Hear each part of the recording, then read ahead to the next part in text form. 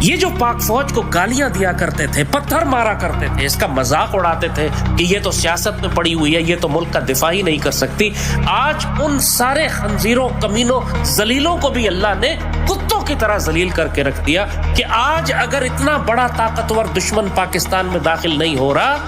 تو یہ صرف اس لیے کہ پاک فوج کے شہزادے اور مجاہد تمہاری حفاظت کے لیے جاگ رہے ہیں۔ اللہ تعالیٰ نے پوری دنیا کو دکھا دیا کہ اس پاک فوج کا جو سپہ سالار ہے یہ باجوہ اور فیض اور عمران کے دور کا نہیں ہے، یہ سیدی رسول اللہ کے خاندان سے ہے، حافظ قرآن ہے اور مجاہد ہے۔ اس کے ہوتے ہوئے تم اس طرح کی خرافات اور بکواس نہیں کر سکتے جو تم نے عمران کے دور میں کی تھی کہ کشمیر ہڑپ کر لیا اور اس کے بعد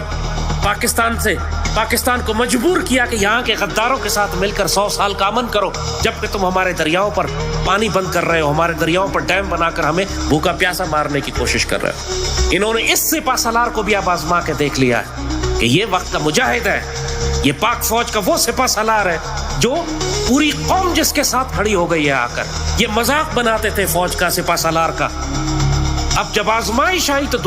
یہ جو پاک فوج کو گالیاں دیا کرتے تھے، پتھر مارا کرتے تھے، اس کا مذاق اڑاتے تھے کہ یہ تو سیاست میں پڑی ہوئی ہے، یہ تو ملک کا دفاع ہی نہیں کر سکتی، آج ان سارے خنزیروں، کمینوں، ذلیلوں کو بھی اللہ نے کتوں کی طرح ذلیل کر کے رکھ دیا کہ آج اگر اتنا بڑا طاقتور دشمن پاکستان میں داخل نہیں ہو رہا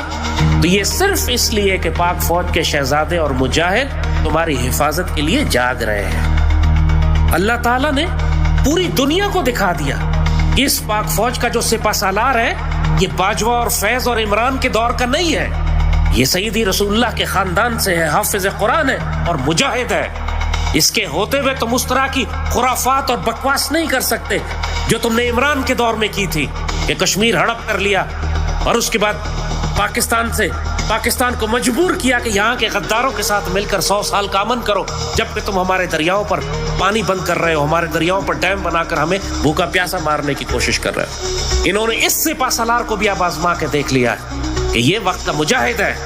یہ پاک فوج کا وہ سپہ سالار ہے جو